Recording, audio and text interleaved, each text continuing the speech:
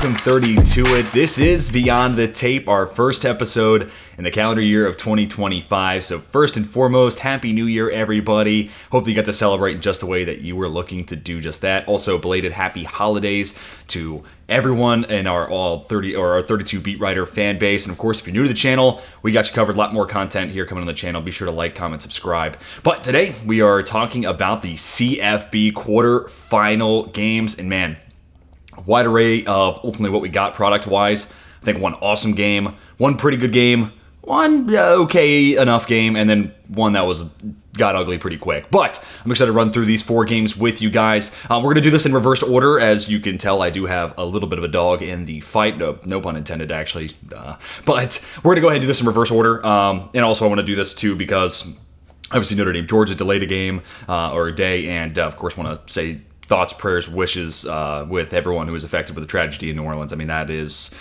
not the news you want to hear to ring in the new year. So a tragedy there with the terrorist attack, and of course, thoughts, prayers, well wishes to anybody affected, anybody who's been through New Orleans, anybody in that community. Man, I can only imagine what you're going through right now. And also, I want to say, just because this is a draft podcast, Tiger Beck passing away, brother of Jack Beck. He's going to be the Senior Bowl at TCU. Well wishes to his family.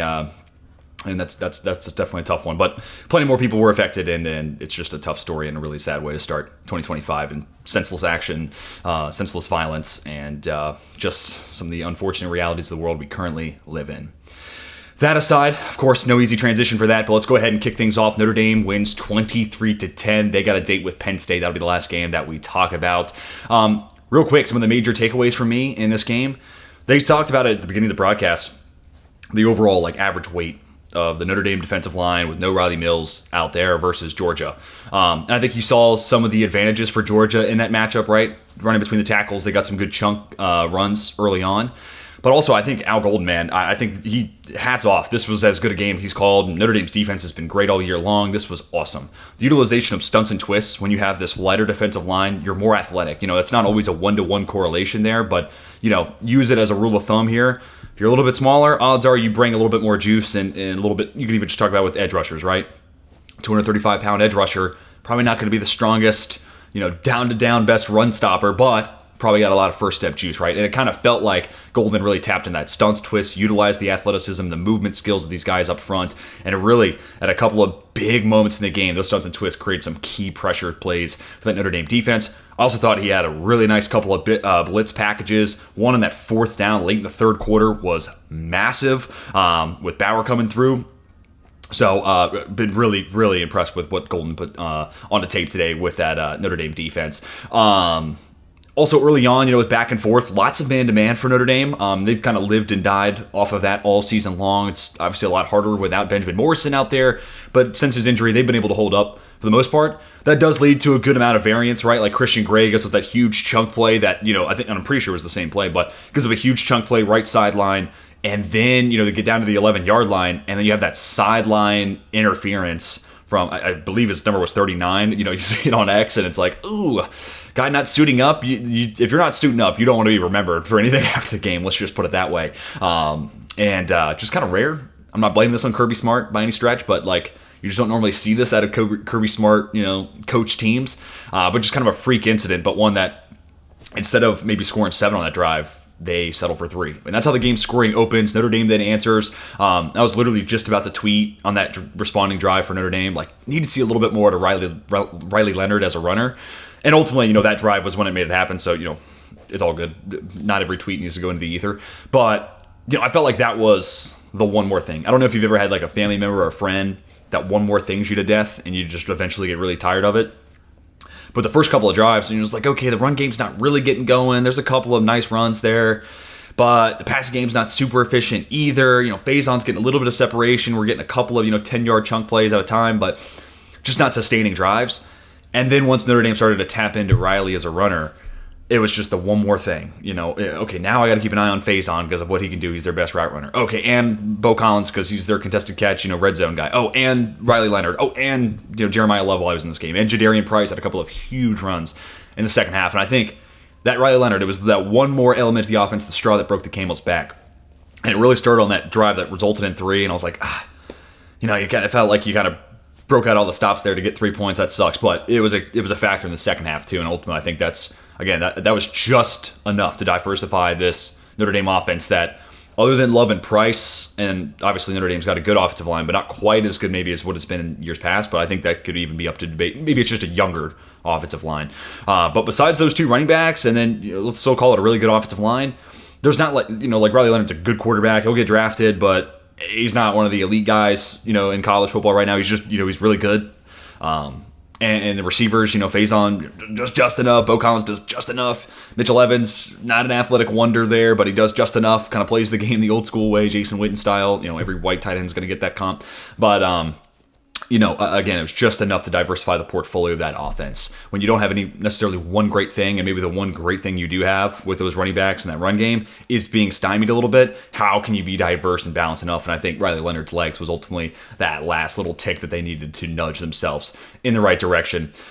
Ultimately, man, two great defenses. I was really impressed with both sides of the ball. And I mean, Georgia's defense, hey, it's a draft podcast. Jalen Walker, that first half, awesome. A couple of nice plays from Michael Williams throughout the course of this game, especially in run defense. Nazir Stackhouse is certainly one that you don't miss out there. Also, Dalen Everett, he gives up the touchdown to Bo Collins, but when it came to defending, man-to-man and specifically towards perimeter, I thought he was fine, but Collins got him in that one inside release, and he had the leverage and then, held on in the end zone. So, all in all, though, I thought he had played a pretty good game. I'll have to go back and check out Malachi Starks. Did feel like Notre Dame was able to mitigate his impact on this game, but he's obviously a great player as well. And ultimately, I think the difference was, another one of these differences was like anytime it felt like Georgia had a negative play, right? They get behind the sticks. More often than not, it felt like the drive would die pretty much right there. That wasn't always the case, right? Like you get the touchdown on the wheel route to cash the running back. That was a drive that had a couple of setbacks within it, but they were able to stay resolute and ultimately got the touchdown. But generally speaking, over the course of this game, negative plays, get behind the sticks, and that's to be expected, right? It's a backup quarterback. I think Stockton generally played pretty well, but it's a backup quarterback. Get behind the sticks. It's a tough mountain to climb, and the run game wasn't as efficient as maybe it normally is for Georgia.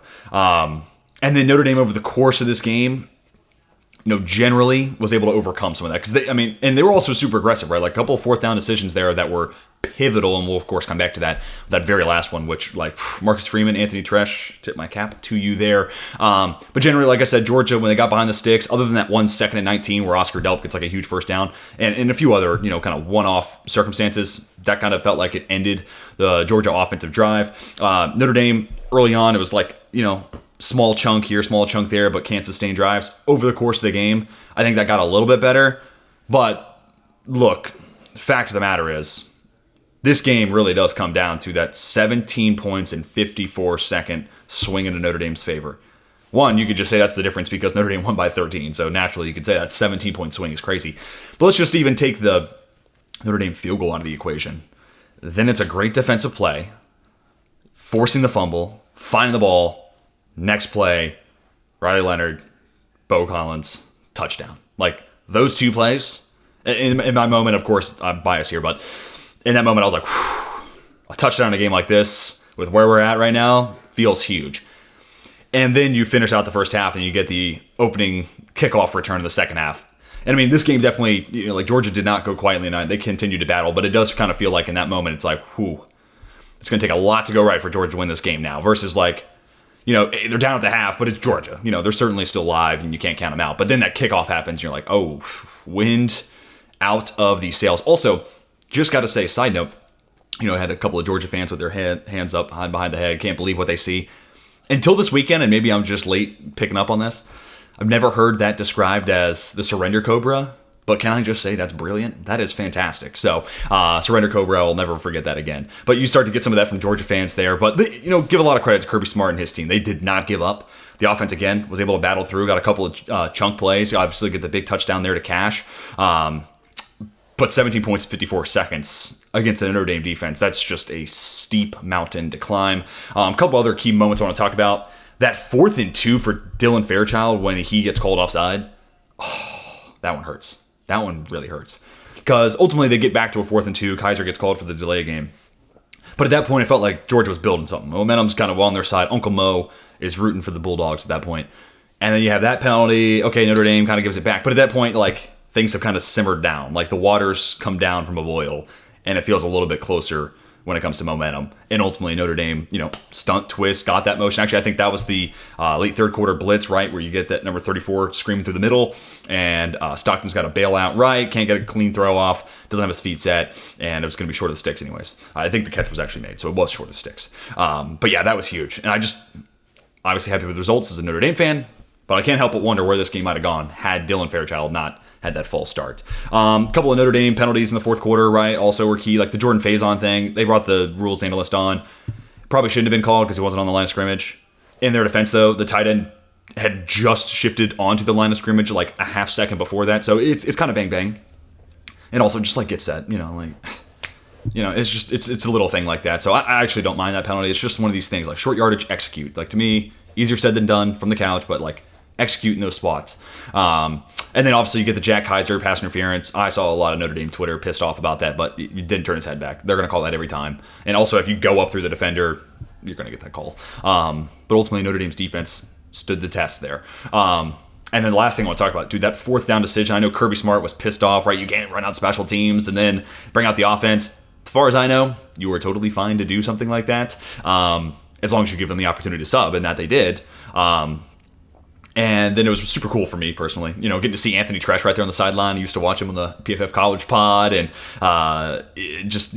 big fan of his work over the time over at Pro Football Focus. Then he takes the job at my favorite college team, and he's their director of analytics. And you got to think he played a huge part in that decision. I mean, I think Marcus Freeman, he's not quite like Dan Campbell aggressive, but some of the fourth down decisions, I think, some people are going to give that lazy comp, but like even just taking the fourth downs out of it, he does kind of have like a little bit of a Dan Campbell thing working for him right now when it comes to like belief in his players and then his players believing in themselves. It feels like Notre Dame's been able to capture this similar type of energy in that locker room. And that's where like I'm talking about execution on fourth downs. If you believe in yourself, which not to get motivational speaker here, but if you believe in yourself and you tell yourself that you will, there's a better chance that you will succeed, right? Versus, I don't know, you're thinking about all the reasons why it maybe won't work instead of the reasons why it will work and why, if it does work, it's huge for you. If you start focusing on those negatives, more likely to get a negative outcome there. So, loved the goal for that. And Marcus Freeman even said it after the game, like, these are the Georgia Bulldogs. We're going to have to play 60-plus minutes. We're going to have to be aggressive. We're going to have to capitalize on every opportunity. We cannot let them back in this game. I think that fourth down decision ultimately kind of epitomizes that. So it's going to be Notre Dame, Penn State. I am so pumped to see the Orange Bowl there. That's going to be a lot of fun. Big win there for Notre Dame. I also wonder, if Carson Beck's in this game, just naturally, how could this have played out differently? Would have been a big game for his draft stock as well. And real quick, talking about some draft winners, I think collectively Notre Dame's defense played pretty well, but Xavier Watts was on and off the field. Howard Cross got banged up towards the end of the game. And honestly, it was a couple of the edge rushers that really stood out. R.J. Oden and Taliaka, number 44, a couple of huge plays. So, like, just enough impact, but I don't think there was any necessarily one specific player. But I'll check out the All-22. This one's the one I haven't gotten to do that with, considering I'm recording this right after that game ends. As for Georgia, really impressed with their defense. I think there's a couple of guys there. Again, Jalen Walker, he's going to be a top 10 player on my big board. Just can't get enough of that guy. And I'm interested to go back and check out the secondary, right? Like Starks, Dalen Everett, right? This is a corner class I could use. If he played as well as it felt like he might have, just watching the broadcast, that could be a nice plus in addition to a pretty solid corner class this year's draft. But 23-10, Notre Dame moves on to the Orange Bowl. All right, let's go to the game before that. And no disrespect to any Oregon, Ohio State fans, or even Penn State, Boise State fans. I'm going to talk a little bit more about Notre Dame, Georgia, and then probably a little bit more extensive about Texas, ASU. Those were just the better games we got. Man, Ohio State jumps out to a 34-0 lead in this game. And I mean, it's in combination of like Oregon's offense was rough. Those first couple of drives, they just could not, they didn't look like Oregon, which partially impressed me because like twofold. One, it was late in the first half where Dylan Gabriel rolls out right, hits a third down completion to Terrence Ferguson, gets the first down, and ultimately that leads to them getting a touchdown and a 2-point conversion. But I think Kirk Herbstreit did a great job calling it out on the broadcast. First time at that point in the game that he had broken contain, like gotten outside the pocket. And that's a big part of his game. And kind of off of that, it's a big part of his game, especially against a defensive line with a bunch of mammoths, with Jack Sawyer having a hell of a game, JT Tuimoloau with 5 pressures, 2 sacks, and Tyleik Williams, who, you know what? He's the best of the bunch. I'm willing to say it. He's just the best disruptor of the bunch. I've really come around on Tyleik Williams. The more I was just doing my edge retape, rechecks, and I'm a big Jack Sawyer guy too. Like I like Jack Sawyer, but can't help but always gravitate back towards watching Tyreek Williams. He's just one of these guys that you hear this, it's cliche in the draft community, like I was watching these guys, but it always comes back. I'm always noticing him, but really was the case with me and Tyreek Williams. But because of that, you're dealing with a smaller stature quarterback, 6 foot. It's the same thing we talked about with Russell Wilson. He's one of the highest batted down quarterbacks in the NFL. Kyler Murray deals with the same thing. Drew Brees, when he plays like these shorter quarterbacks, that's just a natural challenge. So therefore, it's kind of nice to get them to break outside the pocket. You see the Steelers want to use that boot game with Russell Wilson. And Ohio State, for the most part, was containing and doing a really good job of keeping Dylan Gabriel inside the pocket, especially as they were jumping out to that 34-0 lead. So kind of twofold there. They did a great job containing Gabriel. I also thought the corners played a lot better. Igbenogson and Denzel Burke, who Denzel Burke got torched in that first game. That was one of the worst games I've seen him play. So I'm interested, too. Like, injuries a fact, I kind of want to go back and just watch solely him. I'm interested to see how the long speed, right? Because in that first matchup, it just felt like he didn't have recovery speed. Dudes got behind him, and he had no shot at getting back into play. I want to see maybe there was an injury we just didn't know about. He's better, more 100%, and now athleticism's taking a step towards the right direction there. I'm really curious to check that out. It certainly helps having Caleb Downs too, right? Like maybe that's just ultimately the difference, right? Does steal Max Chadwick of Pro Football Focus his tweet, Ohio State's going to lose a lot of guys this year, right? Like Sawyer's going to get drafted, Williams, Tua Moluwal, Donovan Jackson, Will Howard. There's Egbuka we'll talk about here in just a moment. A lot of dudes going to be leaving this Ohio State team, but they're going to go into college football next year with the 2 best players in the country, Jeremiah Smith and Caleb Downs. What a time to be a Buckeyes fan, right? All right, let's switch gears, talk about this OSU offense, because, man, I mean, what a showing it was, and I actually want to pull up one quick stat.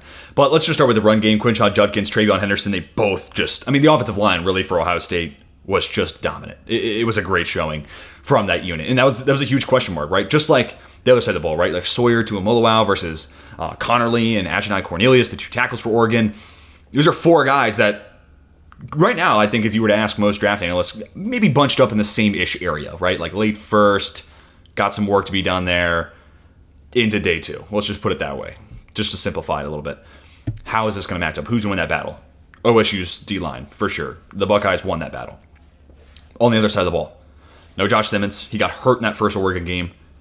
What happens? What goes on the rest of the way? And I think Dane Brugler and Field Gates, also from ESPN, did a great job highlighting what went into that game for Donovan Jackson, playing left tackle, not his David position. I had him in my last mock. I still like him as a left guard, but his willingness to go move to the left tackle spot, and he really has solidified that position. Not a one-to-one comp, not saying his player comp for draft time is Joe Thuney, but it is similar to what Thuney has done for the Chiefs. Just solidifying that position, getting a more than capable guy at that left tackle spot, stop the bleeding, we'll figure out the interior. And Donovan Jackson's kind of developed into that. He ultimately, no pressures allowed, no sacks, no penalties. Standout game for Donovan Jackson at his off position. Really, really, really big game for him. And that in turn, too, right, like, it almost just kind of sets the tone for the rest of that offensive line, right? Like, the entire O-line had a great showing. Against units banged up. No McLaughlin at center, no Josh Simmons, but they just ran the ball down Oregon's throat. Quinshon Judkins, very efficient. Great game. Of course, you get the big run from TreVeyon Henderson that makes it 34-0, or like 33-0, but then the extra point ultimately leads to it being 34-0. 2 big playbacks with an abundance of speed. Judkins got a little bit more power element to his game, a little bit more mass on him. At least it looks like. I'm going to be curious to see what the official measurements are there. He's probably got a little bit more of the between the tackles element in his game, not that Henderson can't, and I don't want to just generalize here, right? Like even Shanahan backs that are elusive one-cut guys, they naturally do run between the tackles. It's just they're getting out wide in that wide zone scheme, and they're kind of moving the strike zone. But that being said, I can't help but think about TreVeyon Henderson in a Vikings uniform. I feel like swap him in for Cam Akers. I want to see what that looks like. Big play waiting to happen. I also love Quinshon Judkins. Unlike the or as much as some of the fantasy football community has liked to tell me because of the dynasty mock we just put out based on my mock. You got to think about it's a mock first, not just a dynasty thing. Everyone trying to tell me I hate those 2 guys. I promise you, I do not hate either one of them. They're both. I don't want to say this declaratively because I haven't gone back to my running back checks, but one of them is definitely going to be in my top 5 running backs. I'd be surprised if they're both not, honestly. But we'll see. I haven't gone back and done the rechecks, so just kind of basing that off what I saw from last year and watching the broadcast this year. But like those guys both a ton, contrary to belief, what I've been told today. But that type of running game also sets up Will Howard to be as efficient as he can possibly be, right? Like, he is just one of these guys that, like, better than Tyler Shough. Like, he'll be a higher ranked quarterback probably for me than Tyler Shough. I'm excited to see Shough at the Senior Bowl though. But like these guys that once you get them advantageous game script, you're running the ball well, then you set up what they can do with play action in their arm. It's like, now we're talking. And Shough's he's got a howitzer, man. That guy can let it fly. Howard, maybe the arm's a little bit less than that, but man, there were some pinpoint throws. Jeremiah Smith up the left sideline, just one step right out in front of him. Smith one step on the defender. Couldn't have put that ball in a better spot. There was also a flag on that play, if I remember right. And also just what he can do with his legs, like more than functional athlete, and that adds another element to this game. But man, he was lights out. And then Oregon's trying to stop the run. Egbuka big play. Jeremiah Smith's everywhere. And I mean, couldn't stop the run. Play action. Guys are biting. Wide open throws. And even the ones that weren't wide open, maybe a little more contested, Will Howard was doing what he needed to do. I mean, back-to-back games for Will Howard. I mean, that Tennessee game's probably the best game of NFL film he's probably got under his belt. This one might trump that. Like, it's interesting. This 2-game sample, he's making a good case for him to be like the developmental quarterback of this year's class. So, couple of huge games from him. And then you throw in the fact Egbuka is just going to be awesome at the next level. He's going to make someone very happy as a wide receiver too. Like, he's just going to be the perfect complement for a team like the Dallas Cowboys, Pittsburgh Steelers, and some of the teams I saw people talking about on X. And Jeremiah Smith. I mean, stop me if you've heard it before. He's Andre Johnson. He's Julio Jones. Like, people don't throw around these comps lightly. Some people do. Some people will throw around a comp too much and a little too quickly. But like, when Daniel Jeremiah is saying he reminds me of Andre Johnson, that's not a guy who will do that very often. Take it. Like, that says something.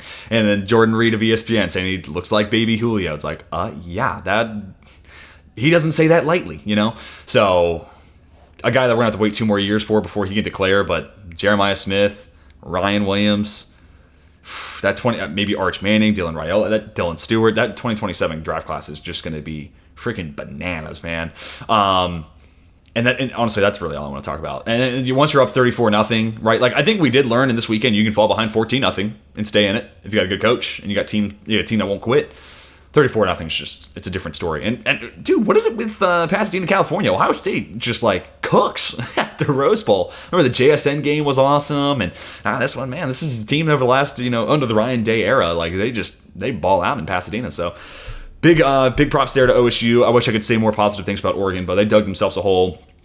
And yeah, they narrowed it up when it comes to the score. I hope somebody bet it while it was like the spread was probably like 30 something. You made some money off of it. Good call, definitely a smart play, but they still lost by 21, number 1 team in the country, and they just didn't play like Oregon. Like that almost, you could tell me that was a different team out there, and I might have believed you. So just a tough way for Oregon to have their season end.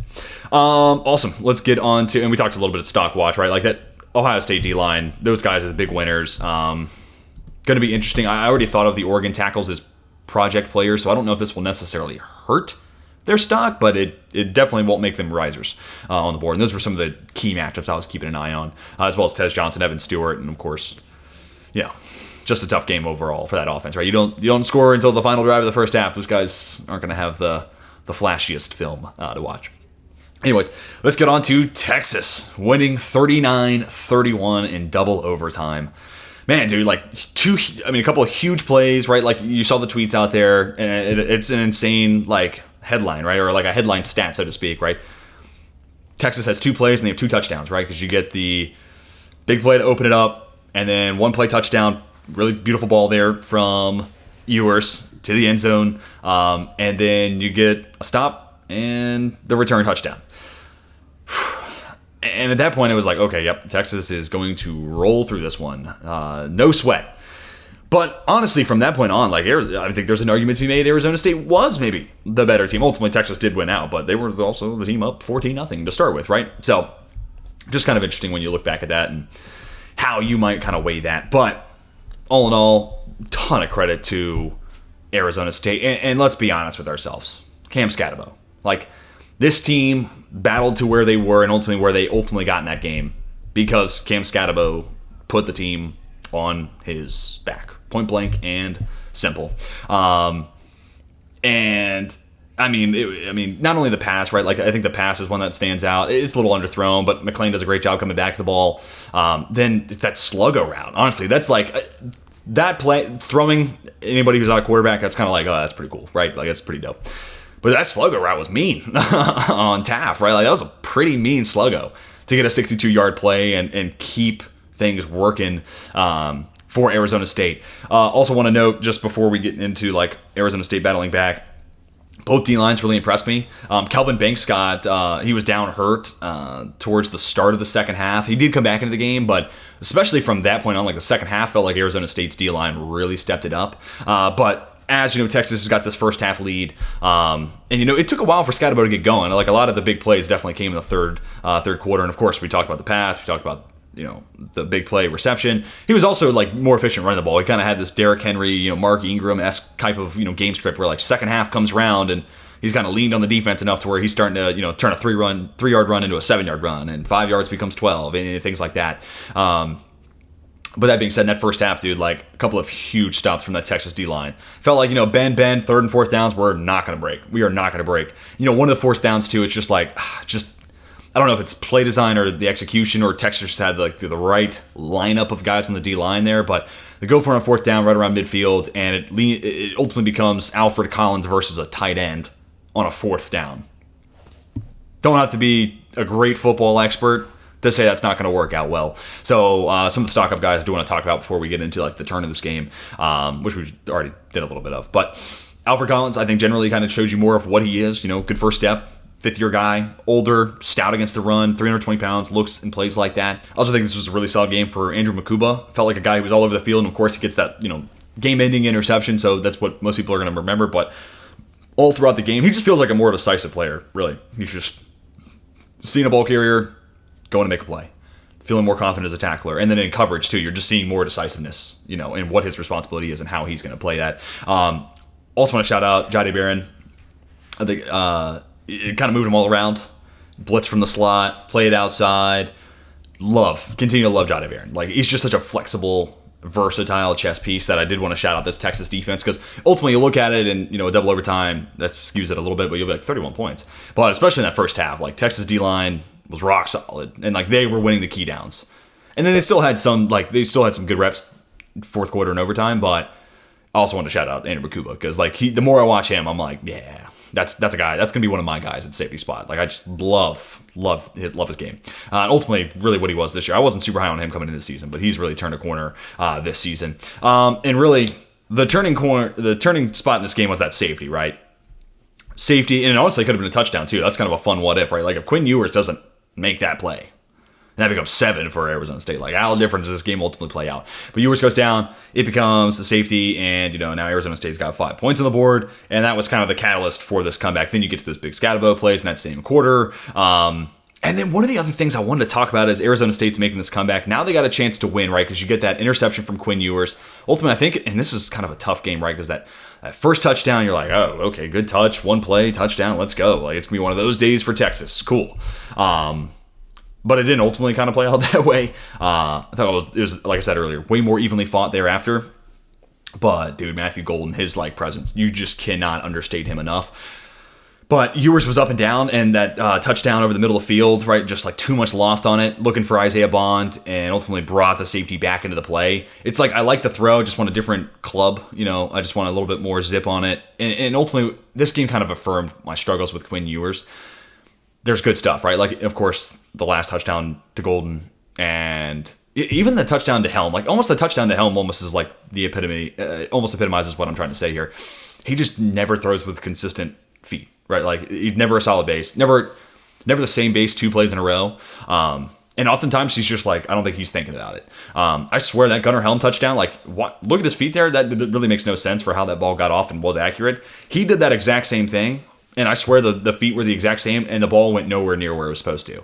And it's just that type of like, sometimes you can have sloppy feet and kind of get away with it, but over the course of an entire game, over the course of, let's just call it 60 reps, it's going to not work out more than it will work out. But that Gunnar Helm touchdown, that kind of speaks to his creativity. And yeah, even when it's not perfect, there's something there in big games, in big moments about Quinn Ewers that is alluring. But then he'll also just like put way too much air on it because he's throwing with his arm and not his legs. And gets picked off at the middle of the field, and that allows Arizona State to continue to drive. And then on that drive, that non-targeting penalty, like that's just, my struggle with that is just so deep, because letter of law, that's targeting. You gotta call it. And maybe your beef is like it's not the crown of the helmet, but letter of the law. And like you could even go on X, and when like X is in unanimous agreement about something, like that's rare. And every tweet's rolling in. Yep, targeting. That's targeting. Oh crap, that's targeting. Can't do that. That's target. Booker McFarland just says the word targeting, and then they just don't call it. And then like my secondary issue with that is like, how can you possibly review something and still get it wrong? How? I don't want to say incompetent, inept, or anything like that, because I'm not a college football referee. Who am I to say anything like that? However, if you got me a second chance to review something I did wrong previously, I feel pretty confident I'd be able to right that wrong. I feel confident in my abilities to be able to do that. So what's going on, bub? Like, what are we doing? So I don't know. That was crazy. And I mean, there's going to be some tinfoil hats about that. You're like, oh, the NCAA was scared of Texas losing. I don't think it's that. I think it was just a bad missed call and then missed in the review somehow.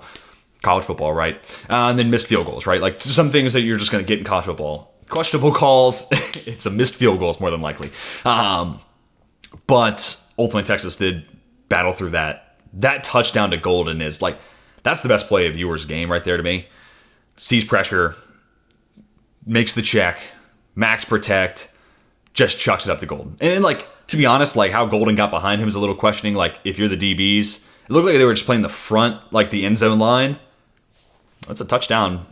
If he's behind you and in the end zone, it's like a touchdown. So like I was just kind of questioning the depth in which they played there. It was kind of similar. Xavier Legette dropped it, but like Legette, who got behind the Eagles in like a huge spot, at least that was like, I think it was fourth down. So it's like you're playing the sticks. Like this one, I mean, correct me if I'm wrong. Maybe that was fourth down, but nevertheless, just like they played close to the line of scrimmage and like let Golden get behind them into the end zone. So that's a little questionable there from Arizona State secondary, but nevertheless, like that's the right check. It's the exact right play. And then whatever the result is, Ewers checked the boxes correctly. And ultimately, that was a solid throw. Like, feet there worked for me.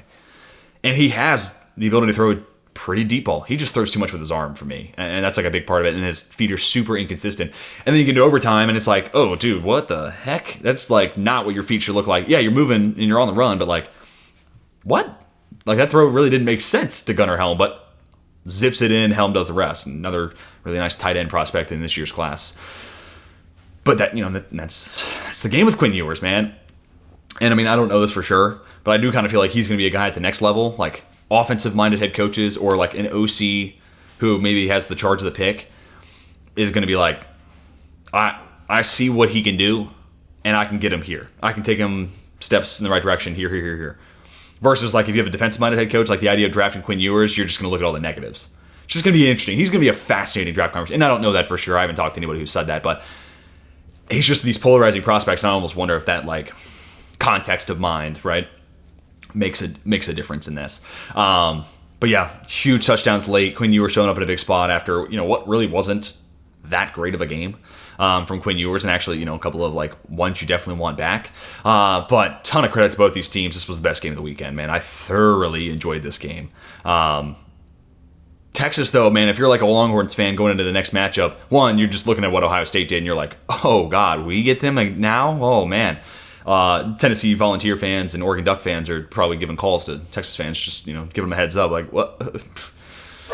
Be careful. But at the same time, like, that's scary in and of itself, but also this team has a propensity for hot starts, and then, like, I feel like Longhorn fans are just, like, holding their nose, letting the water rush over them, and then did they win? Like, they're having a propensity of letting Clemson back in the game, letting Arizona State force it to overtime. So better not do that against Ohio State. So it's just gonna be interesting. Like Texas has gotten out these hot starts. Obviously, Ohio State sick start, like most ideal start possible, right? 34-0 by halftime. 34-8 by half. But you get what I'm saying.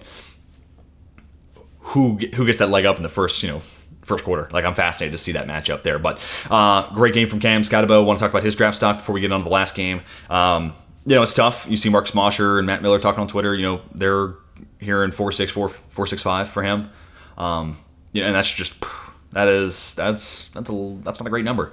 But I will say, this is a running back class that has just so many of these guys that fit a flavor, right? Like I'm not gonna if you're drafting Cam Scotabo, let's just say the third round.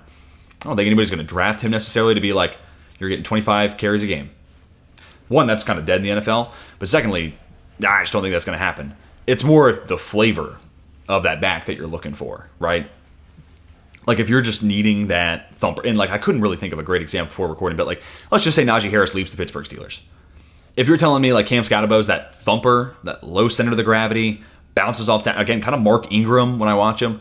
If he's the Mark Ingram to Jaylen Warren, all right, I can see where that works. And then similarly, Trayvon Henderson, right? Like if you're looking at him to be the speed, the flash of an offense, yeah, sign me up for that. Absolutely. So once you get past kind of like Gene T, there's a lot of these guys in Hampton. I like Caleb Johnson a lot. Quick Judkins might put himself in a different tier, but like then you start getting to these guys that have specialized roles, but they're awesome at it. And Devin Neal, same sort of deal, right? Like good pass catcher, an elusive scat back type. Not necessarily gonna always trust him in like 4th and 1 spots. Like that's not why you drafted Devin Neal, other than maybe you think he's slippery and small and can find a crease. We'll leave that to the offensive coordinator, right? But these guys just all have their flavor, and I think Scatterbo fits that within like the power back realm. So if I were to 3rd, 4th would be kind of my early projection, but we'll see what the athletic testing is. And of course, like right now, everyone's amped. Everyone's just saw these games, right? Like people are yelling at me on Twitter because Trayvon Henderson's not in this dynasty mock, and Nick Singleton isn't in this dynasty mock, and they just had good games. And Cam Scatterbo just had a sick game and just like willed Arizona State to where they were. So like, let's simmer down, let a week go. Let's all go back and check out the tape, and let's have a discussion there. Like all these guys, but I think this running back class has got a ton of these guys that like fit a flavor and they're great at it. So I do think Scatterbo's in that group. Would like to see him, gap scheme team, let him be that thumper. I think he'll really excel at that. Again, I don't love comps. Sometimes I think they give people the wrong idea, and sometimes I think it's just kind of lazy. Some people get a little lazy with that stuff, but yeah, Mark Ingram-ish. I kind of see that with Cam Scatterbo. But I think ultimately we've covered this game. If you have any other questions about this game, anything you felt like I didn't talk about, Jordan Tyson. I think he changes the complexion of this game. One guy who could consistently win on the outside for Arizona State's passing offense. I think that might have done it. I think that might have been the one more, like we talked about Riley Leonard, that one more thing, his legs diversifying the portfolio enough. If they had Jordan Tyson in this game and everything else that happened, I think that's ultimately what puts him over the top. But awesome game for Matthew Bolden. Quinn Ewers battling through resiliency. TBD, I'm really curious about the injury for Calvin Banks, especially considering no Cameron Williams in this game. Thought the Texas defensive line, especially first 3 quarters, let's just call it, first half especially, they were stout. Alfred Collins still like him. Andrew Makuba, big winner out of this one.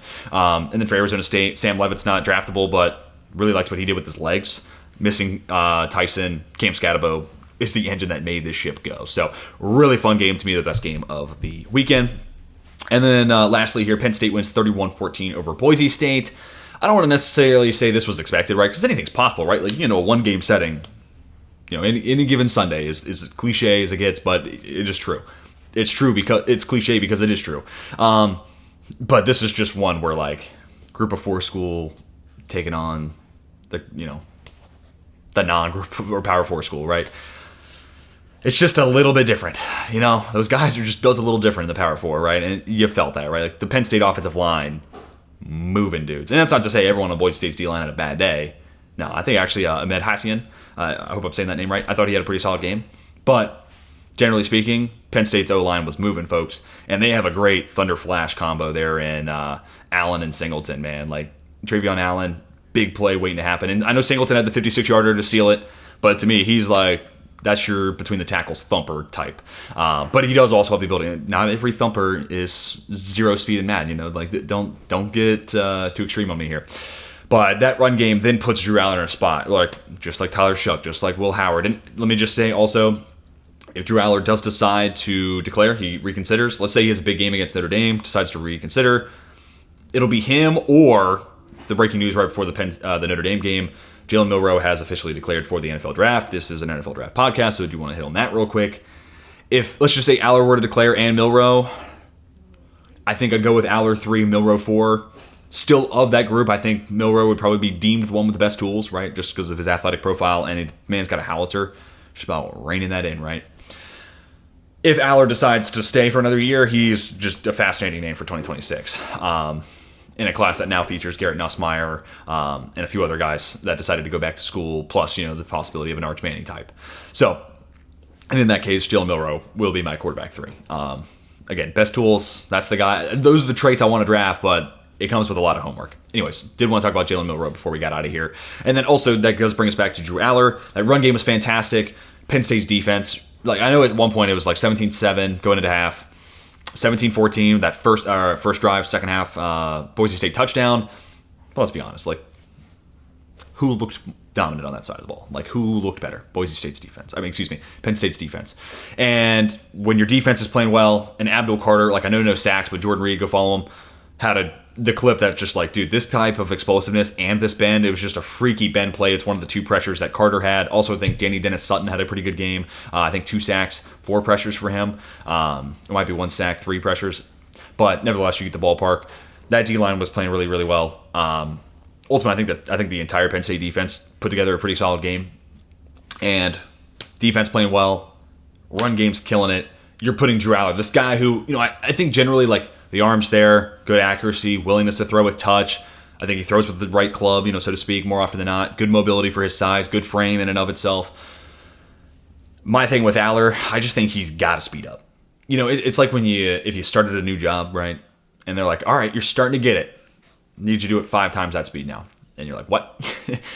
I'm not saying it's quite that drastic for Drew Aller, but it's just, I need it a little bit faster, And some of that's Andy Kotelnicki, right? Like, some of it's just playing within the offense, especially when your run game's working right. You're going to take those play action shot plays. And that's certainly what they were doing. And go follow James Foster. I'm giving you all the X content you could possibly want. Great cut-ups of Drew Aller, and you see pinpoint placement. That first touchdown, right corner, couldn't have put it in a better spot.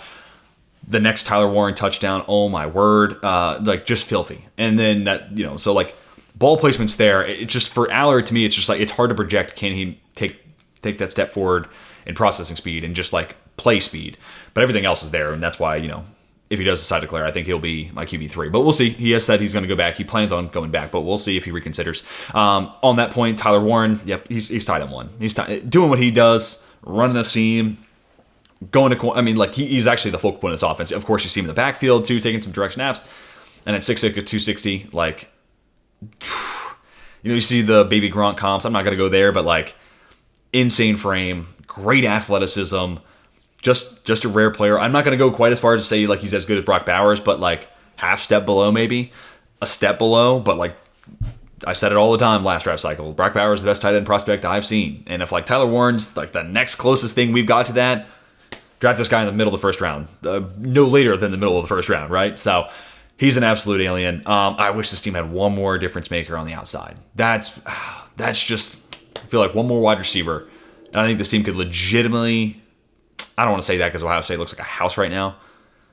But I think they could potentially, with the right game flow, like, I think they could give them a run. And also, I think if with one more wide receiver, I could see a world where they were favored against Notre Dame. But this is going to be an interesting test with Penn State, Notre Dame, and I actually want to try to see if I can find the line real quick.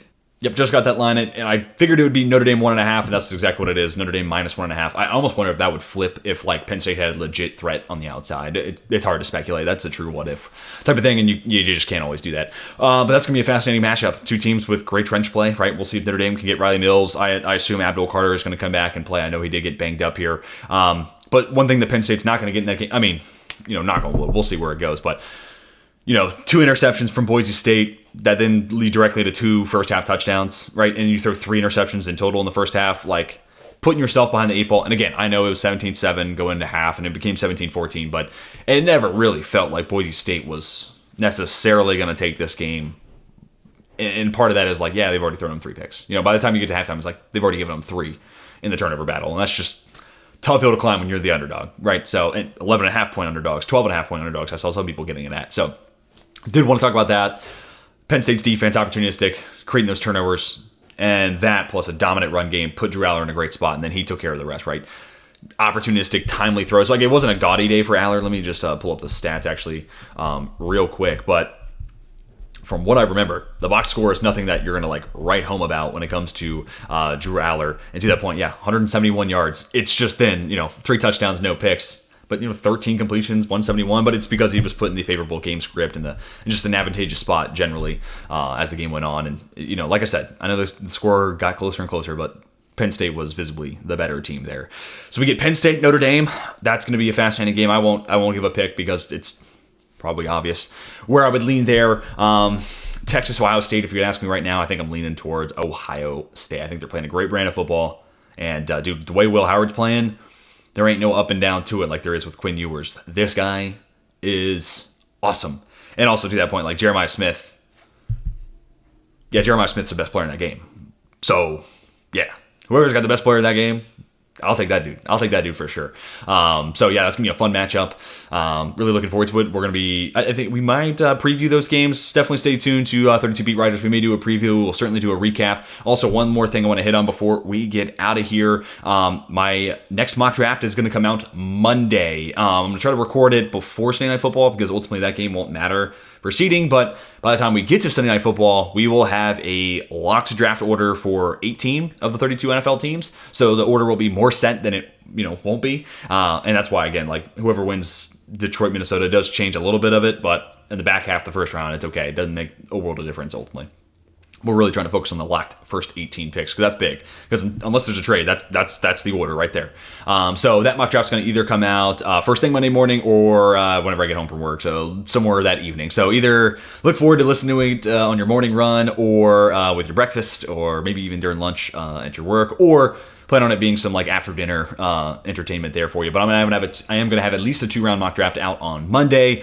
Talk about that finalized order, talk about the Week 18 implications and what that does for the draft order, and ultimately talk about some of these games, who's a riser, who's a faller. And yeah, man, it's crazy. Over the course of a week, it feels like so much has changed. One, just because like the Giants won, they're not the number one pick anymore. And then these games and how that's like changing, how we look at some of these prospects. So that's going to do it for today's podcast. Want to say thank you everyone for tuning in. Love to hear your thoughts down below on these 4 games. Anything you thought I felt like you feel like I missed, feel free to reach out to me on X. I would love to continue this conversation there. You can also drop it in the comment section here if you're watching on YouTube. Would love to hear your thoughts. I'll try to chime in on my personal account and give some thoughts and responses there to anything you think I might not have covered. Would certainly like to make sure I cover all my bases there. But if you are watching on YouTube, be sure to hit that like, comment, subscribe. We're going to build out this YouTube channel leading up through the draft in April and, of course, throughout the rest of the offseason thereafter.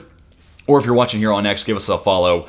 Make sure you hit like. And again, feel free to reply to this and give me any questions or DM me on X with those questions. But I hope you guys enjoyed the 4-game college football quarterfinal recap. Again, we had an awesome game, a pretty good game, mixed negative maybe. And then, one that was a blowout and a sound ass whooping, simply put, for Ohio State. But also want to talk a little bit of draft content there, Jalen Milroe declaring, and some of the prospects in each and every one of those games. If you have any other questions about some of these prospects, feel free to shoot me a DM as well. But, guys, that is going to do it for us here, our first episode of Beyond the Tape in the year of 2025. Plenty more content on the horizon. And until next time, my name is TJ.